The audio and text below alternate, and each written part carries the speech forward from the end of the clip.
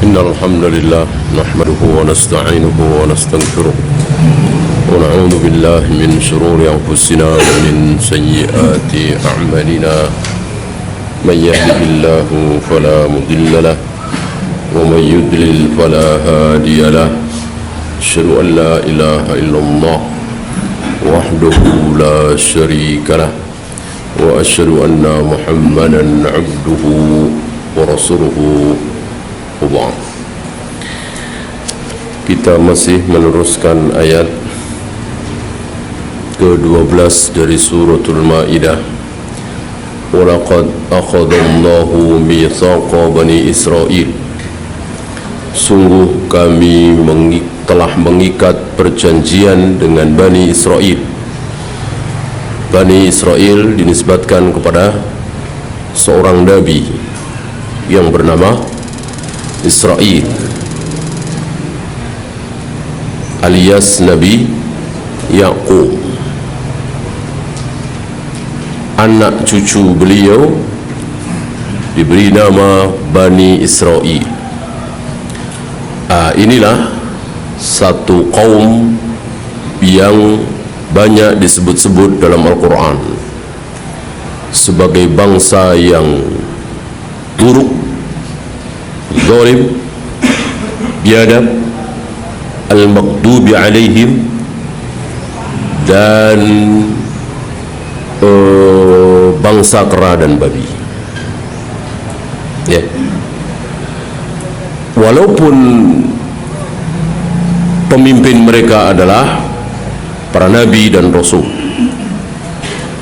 bahkan Ibnu Abbas mengatakan seluruh nabi dan rasul adalah Bani Israil kecuali 12, kecuali kira-kira 12: Adam, Idris, Nuh, Hud, Saleh, Ibrahim, Ismail, Nabi Muhammad alaihi wassalatu wassalam. Di luar itu semuanya Bani Israil. Tetapi umat yang dipimpin oleh mereka adalah umat yang durhaka, umat yang al-maghdubi alaihim, yang kemudian disebut sebagai al-Yahud. Setelah kenabian Nabi Musa disebut sebagai al-Yahud. Saya kira sebelum kenabian Nabi Musa tidak masyhur dengan sebutan al-Yahud. Sebutan al-Yahud setelah kenabian Nabi Musa alaihi salatu wassalam, dan Nabi Musa termasuk Bani Israil, tetapi bukan Yahudi. Nabi Musa, Nabi Ibrahim bukan Yahudi, bukan Nasrani. Dan itu tegas Al-Quran mengatakan Ibrahim bukan Yahudi, Ibrahim bukan Nasrani.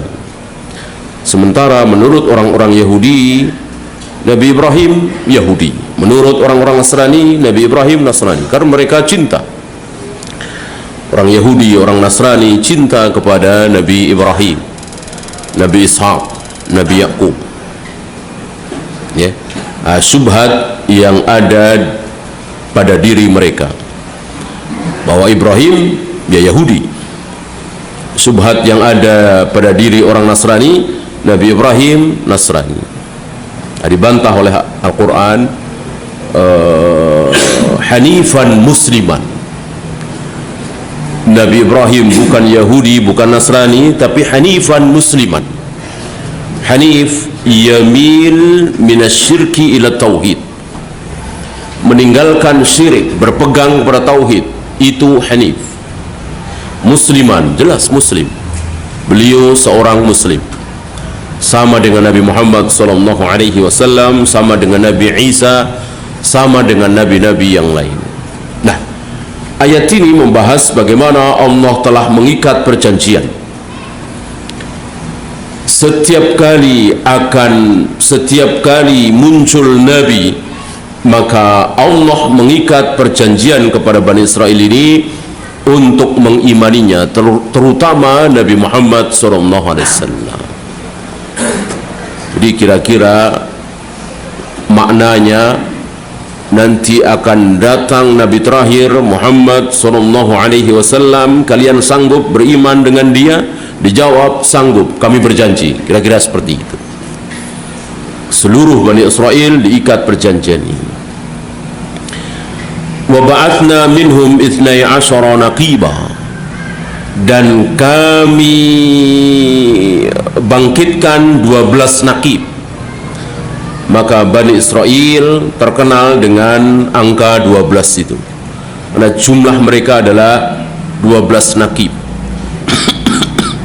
Maka batu yang dibawa oleh Nabi Musa di pengembaraan selama 40 tahun di Padang Tih itu kotak, masing-masing kotak berarti kan 4 ya, sisinya 4 sisi, 4 kali 3 12, pas mengalir 12 mata air, persis seperti jumlah nakib mereka 12. Wa qala Allahu inni ma'akum, Allah mengatakan aku bersama kalian. Bagaimana kebersamaan Allah dengan manusia? Saya kira sudah sering kita bahas di majelis ini. Wala in aqamtumus salata wa ataitumuz zakah, jika kalian menegakkan solat dan membayar zakat. Nah, lihat, taulah kita dari sini penyimpangan al-Yahud wan Nasara hari ini. Mereka sudah tidak solat lagi, mereka sudah tidak kenal lagi dengan yang namanya zakat. Kita tidak ragu dengan ayat ini. Zat yang maha tahu mewajibkan mereka untuk solat, membayar zakat. Sampai hari ini hanya kaum muslimin yang solat. Tidak ada kaum Nasrani, Yahudi yang solat, kecuali sedikit sekali. Sedikit. Ada beberapa firqah Nasara atau Yahudi yang solat, walaupun tentu sudah penuh dengan berbagai macam bid'ah, sangat jauh dari cara solat kita, padahal awalnya sama. Pendapat yang rajih bahwa seluruh solat para nabi dan rasul sama, rukuknya, sujudnya, i'tidalnya, dan seterusnya, dengan dalil bahwa nabi pernah mengimami seluruh para nabi dan rasul. Dan Nabi tidak menjelaskan sebelum solat bahwa tata cara solat kami begini, tidak. Ini para ulama mengambil fawaid dari kisah ini, bahwa seluruh para nabi dan rasul solatnya sama. Maka orang Yahudi di zaman Nabi Musa, orang Nasrani di zaman Nabi Isa, umatnya Nabi Lut, Nabi Hud, Nabi Nuh, semuanya solat 1 rakaat, 2 rakaat, 3 rakaat, 4 rakaat, persis seperti syariat Nabi Muhammad SAW. Nah, sampai hari ini ternyata hanya kaum muslimin. Agama yang dipelihara betul-betul oleh Allah hanyalah Islam. Maka di luar Islam sudah rusak, penuh berbagai macam bid'ah yang tidak ada usulnya dari Nabi Musa, tidak ada usulnya dari Nabi Isa. Dan sebagian kaum muslimin hari ini juga melaksanakan berbagai macam bid'ah yang tidak ada usulnya dari Nabi Muhammad SAW, seperti solat raghaib, solat nisfu Sa'ban dan seterusnya, puasa hari kelahiran. Tetapi dibanding dengan orang Yahudi, Nasrani, tentu sedikit sekali kaum muslimin melakukan bid'ah. Yahudi dan Nasrani luar biasa kebid'ahannya, bahkan bid'ah yang menyebabkan mereka keluar dari agama yang hak, bid'ah mukaffirah. Ada 2 bid'ah, bid'ah mufassiqah dan bid'ah mukaffirah. Bid'ah yang menyebabkan orang fasik saja, soli, tahlilan, muludan, 7 bulanan dan seterusnya, ini bid'ah mufassiqah. Ada bid'ah mukaffirah, bid'ah yang menyebabkan seorang muslim keluar dari Islamnya, seperti meyakini ada nabi lagi setelah Nabi Muhammad SAW, meyakini surga dan neraka tidak kekal, meyakini bahwa Allah ada di mana-mana, tidak berada di arsy dan seterusnya. Wa ataitumuz zakah, mereka juga membayar zakat 2,5% dan seterusnya. Apa yang harus dizakati? Sebagaimana yang kita tahu dari Nabi SAW, ada ternak, ada emas, ada perak, ada hasil bumi. Semuanya sudah disabdakan oleh Nabi sallallahu alaihi wasallam. Yang tidak disabdakan oleh Nabi, yang tidak pernah dicontohkan oleh Nabi, berarti tidak ada. Rumah mewah, mobil mewah, tentu tidak ada. Dan Nabi telah mencontohkan emas, perak, perdagangan, ternak. Ternak pun tidak sembarangan. Ternak cuman ada berapa? Ada 3. Cuman ada 3 jenis: kambing, sapi, unta. Itu saja. Ya, kambing dengan berbagai macam jenisnya. Ada dha'ni, ada ghanam, ada yang bernama kambing. Sapi dengan berbagai macam jenisnya. Sebagian ulama termasuk Syekhul Islam memasukkan ke dalamnya kerbau. Ya. Kemudian unta dengan berbagai macam jenisnya. Di luar itu tidak ada. Ayam, bebek, macam-macam yang orang mengatakan sebagai ternak, maka itu tidak ada zakatnya. Oleh karena itu Nabi Isa alaihi salatu wassalam kelak, entah tahun berapa sebelum kiamat tiba, akan turun di muka bumi ini, akan memimpin kaum muslimin bersama Imam Mahdi, dan akan mengganti semua bentuk pajak, maks, koror dengan zakat. Tidak ada lagi pajak, yang ada zakat. Siapa? Nabi Isa alaihi salatu wassalam. Dan ajaran yang akan beliau terapkan di muka bumi ini ajaran Allah, ajaran para nabi, para rasul alaihi salatu wassalam. Wa amantum birusuli, dan kalian beriman dengan rasul-rasulku. Dan kita tidak boleh membedakan satu rasul dengan rasul yang lain dengan merendahkan yang lain. Ini tidak boleh. Adapun melebihkan satu nabi di atas nabi yang lain, tapi tidak dengan cara merendahkan, bolehkah? Boleh. Misal, apakah Nabi Yusuf termasuk ulul azmi? Kita jawab, tidak. Tidak. Yang ulul azmi cuma 5. Ulul azmi lebih mulia dari yang lain. Nabi Yunus, Nabi Yusuf, Nabi Ishak, Nabi Yaqub termasuk ulul azmi? Bukan. Bukan termasuk ulul azmi. Bolehkah mengatakan seperti ini? Boleh. Karena mengatakan seorang nabi tidak masuk ke kelompok ulul azmi, berarti kita tidak merendahkan nabi tersebut. Ya.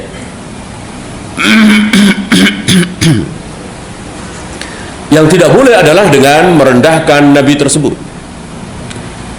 Ketika kita memuji Nabi Muhammad SAW saat beliau ditawari oleh Jibril, jika engkau mau ya Muhammad, detik ini juga malaikat penjaga gunung ini siap mengangkat gunung ini dan menimpakan kepada orang-orang Taif.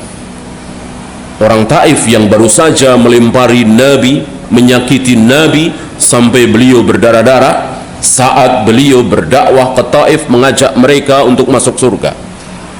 Tujuan beliau menyelamatkan mereka dari neraka, bukannya mereka terima kasih, malah memukul Nabi, melempar Nabi hingga beliau berdarah. Beliau ditawari, kalau beliau mau, maka malaikat penjaga gunung siap mengangkat gunung ini dan menimpakan ke orang-orang Taif, dan ini Allah yang menawari tentunya. Nabi Muhammad menolak dengan mengatakan, aku berharap dari sulbi mereka akan muncul keturunan yang beriman, orang-orang yang beriman. Inilah Nabi Muhammad SAW. Ditawari supaya kaumnya diazab, beliau tolak. Tidak seperti Nabi Nuh, belum ditawari sudah minta supaya umatnya diazab. Dan itu betul kan?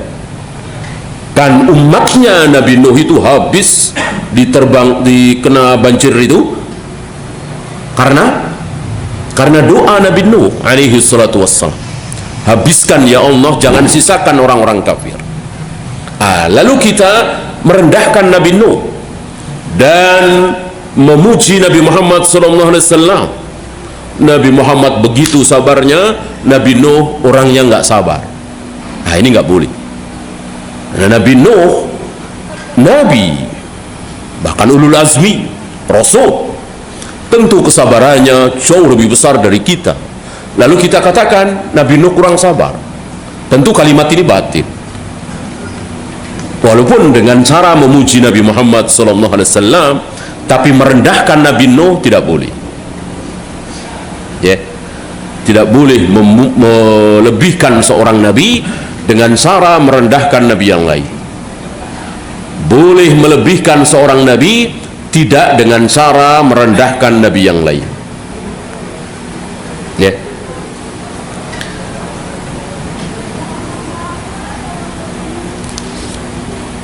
Wa aqradtumullaha qardan hasana, dan engkau kalian memberikan pinjaman kepada Allah dengan pinjaman yang baik. Ini bahasa Allah. Allah minta diberi pinjaman. Kenapa? Karena akan dikembalikan oleh Allah. Harta yang kita sedekahkan untuk masjid, untuk pesantren, untuk fakir miskin, Allah akan kembalikan nanti.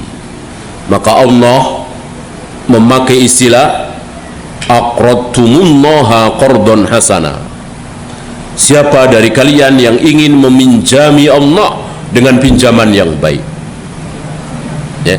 nah sekali lagi Allah akan mengembalikan. La ukaffiranna ankum sayyi'atikum wa la udkhilannakum jannat. Niscaya aku akan menghapus kesalahan-kesalahan kalian dan memasukkan kalian ke dalam surga. Maka orang-orang Kristen, orang-orang Yahudi yang masuk Islam, otomatis hilang dosa-dosanya. Ucapan Nabi kepada Amr bin As ketika Amr bin As masuk Islam, dan Amr bin As minta syarat, ya Rasul, aku mau masuk Islam asal dosa-dosaku diampuni, dosa-dosaku yang dulu diampuni. Jawab Nabi, al-Islamu yajubbu ma qablahu. Tidak usah kau minta orang yang masuk Islam, dosa-dosa sebelum Islam akan diampuni. Waktu masih Kristen, dia pernah berzina 200 kali, pernah minum khamar 300 kali, pernah berjudi ribuan kali. Begitu masuk Islam, dijamin ampun. Ini salah satu keutamaan mu'alaf, salah satu keutamaan orang masuk Islam. Begitu masuk Islam, seperti bayi dia yang baru lahir, tanpa dosa. Tentu di luar dosa-dosa yang berupa hukukul adami. Dosa-dosa yang berupa hukukul adami harus diselesaikan. Hutang misalnya, mencuri misalnya, merampok misalnya, korupsi misalnya. Ini kan hutang yang berhubungan dengan hukukul adami, maka harus diselesaikan. Adapun berzina, minum khamar, berjudi, tidak sholat, tidak puasa, tentunya semuanya diampuni. Sedangkan kita yang Islam dari bayi, dari kecil, tidak ada jaminan bahwa kita bertaubat insya Allah akan diampuni dosa kita, tapi tidak ada jaminan. Adapun non muslim yang masuk Islam, Buddha masuk Islam, Hindu masuk Islam, maka ada jaminan dari Nabi, al-Islamu yajubbu ma qablahu. Islam itu menghapus dosa-dosa ketika dia masih kafir.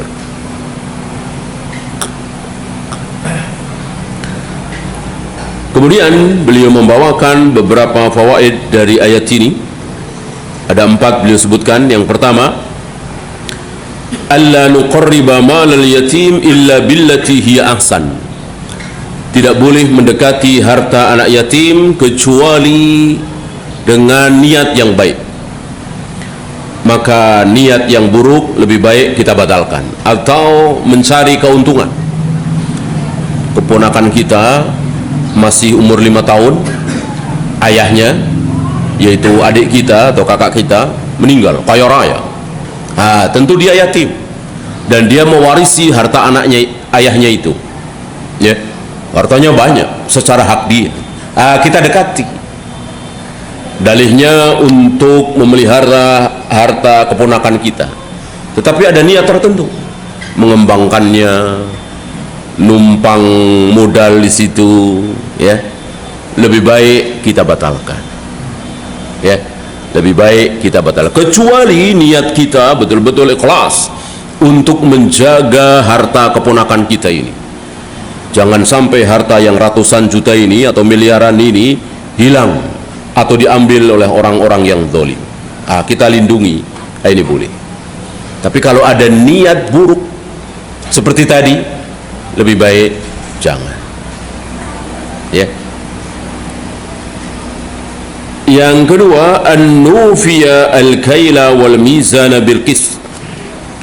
Anjuran kepada kita, perintah kepada kita untuk memenuhi timbangan dan takaran. Takaran dan timbangan ini sesuatu yang mudah kita lakukan dan mendatangkan keuntungan. Yang lain jualan mahal, 15.000, 20.000 per kilo. Kita jual murah, 9.000, 7.000. Kita mainkan timbangan, takaran, ya.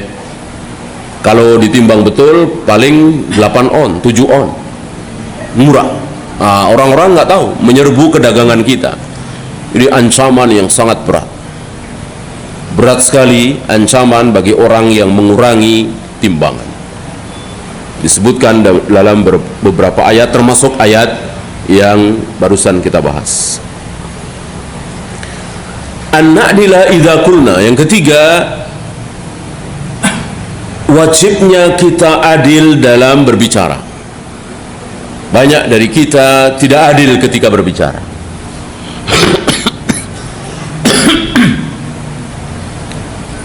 Yang berisi tentang kelebihan diri kita, kita sampaikan. Yang berisi tentang kelebihan orang lain, apalagi saingan kita, kita tidak bicarakan. Ini tidak adil, ya. Dan dalam hal ini sering kita dapati kalimat-kalimat yang tidak adil, ya. Saya kira antum masih ingat apa yang diucapkan oleh Abu Sufyan di saat Abu Sufyan ditanya oleh Azimur Rum, Heraklius, ya. Abu Sufyan ingin mengucapkan kalimat yang tidak adil, membela dirinya, memojokkan Nabi Muhammad SAW. Tapi Abu Sufyan tidak sanggup, dan akhirnya jujur, kalimat yang keluar dari mulutnya adil. Padahal waktu itu Abu Sufyan masih kafir, musuh besar Nabi SAW. Lihat, adil, ya. Allah menyukai keadilan. Oleh karena itu, orang yang adil, masyarakat yang adil, pemimpin yang adil, Allah akan berikan ganjaran di dunia atau di akhirat. Atau dunia akhirat kalau dia beriman. Kalau dia kafir, dunia. Maka pemimpin yang adil, rakyat yang adil, Allah akan berikan pahala walaupun kafir. Di mana? Di dunia. Kita saksikan negeri-negeri yang rakyatnya adil, pemimpinnya adil, amanah, jujur, taat, disiplin, Allah berikan kebaikan, tenang, rapi, makmur. Allah berikan, Allah suka keadilan. Hanya di sini ada kaidah bahwa orang kafir balasannya hanya dunia. Allah berikan.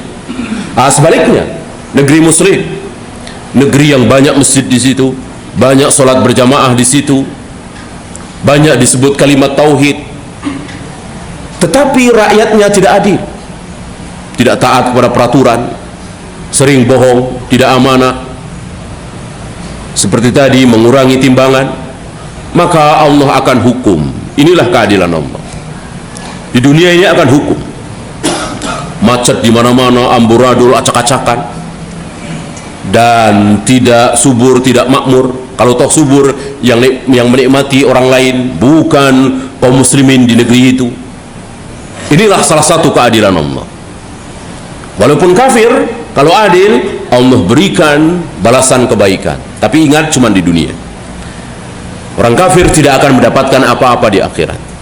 Nah, sebaliknya kaum muslimin, ketika kaum muslimin tidak adil, tidak amanah, tidak jujur, tidak mau ngantri, tidak taat pada peraturan, Allah akan hukum. Walaupun mereka sholat, walaupun mereka puasa, walaupun mereka bertauhid. Inilah keadilan Allah. Ya, maka mestinya kita malu ketika melihat orang-orang kafir, Jepang misalnya, orang-orang Eropa misalnya, ngantri, sabar, jujur, amanah, tidak mau menerima selain gaji yang resmi, sementara kita pungli, suap, kotor, tidak mau ngantri, tidak amanah, tidak jujur. Mestinya kita malu. Ya, tidak ada buah dari akidah dan ibadah kita. Akidah bagus, ibadah bagus, tapi tidak ada buahnya. Ya. Seburuk-buruk kaum muslimin tentu lebih baik dari orang Jepang, dari orang Amerika, dari orang Eropa.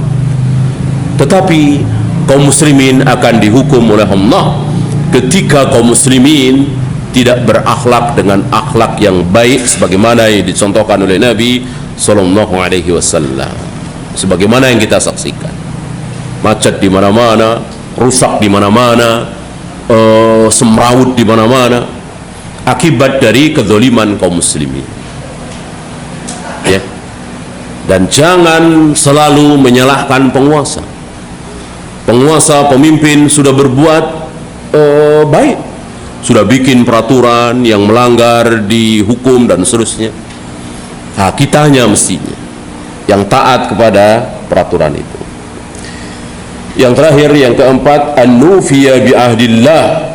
Kita wajib memenuhi janji Allah, secara khusus Bani Israel, secara umum kita semua. Secara khusus Bani Israel. Bani Israel telah mengikat perjanjian kepada Allah bahwa mereka akan beriman dengan Nabi terakhir Muhammad sallallahu alaihi wasallam. Secara umum kita semua, kita telah berjanji di hadapan Allah, alastu birabbikum qalu bala syahidna. Apakah engkau akan mengakui bahwa aku ini Tuhanmu? Kita semua telah menjawab, iya. Kami siap bersaksi bahwa engkau adalah Tuhanku, kami siap melaksanakan semua perintahmu. Janji itu telah kita ucapkan sebelum kita lahir di dunia ini. Dan kelak ketika kita berhadapan dengan Allah, Allah akan mengingatkan janji itu. Bukankah dulu engkau telah berjanji? Dan tidak ada dari kita yang lupa. Tidak ada dari kita yang lupa. Semua kita ingat. Iya, aku dulu telah berjanji ya Allah, hanya aku dibikin lupa oleh setan di dunia ini. Nah, sekarang kita lupa. Nanti ketika kita sudah berhadapan dengan Allah, kita menjadi ingat kembali. Ya. Maka hari itu merupakan hari penyesalan, yaumun nadamah. Tidak ada orang yang tidak menyesal. Ya. Bahkan yang sudah masuk surga pun ingin kembali ke dunia lagi, yaitu orang yang mati syahid. Ya, itu yang mati syahid. Bagaimana yang penuh dosa di dunia ini? Seperti apa penyesalannya? Ya, sebelum hari itu datang, barangkali kita masih punya waktu, entah setahun, 2 tahun, sebulan, 2 bulan, bahkan seminggu, 2 minggu, sehari, 2 hari, tetap itu waktu yang kita bisa pakai untuk memperbaiki diri. Barangkali sholat berjamaah kita masih bolong-bolong, subuh masih suka kesiangan, masih jarang baca Al-Quran, masih kurang sedekahnya. Mungkin masih ada waktu sehari 2 hari ini, kita tidak tahu umur kita, atau seminggu 2 minggu, syukur-syukur setahun 2 tahun, untuk memperbaiki amal kita sebelum hari penyesalan itu akan datang, dan pasti akan datang. Ya, dimulai dari lepasnya roh kita, nyawa kita dari jasad kita. Ya, kita sisakan mungkin sekitar 10 menit untuk soal jawab.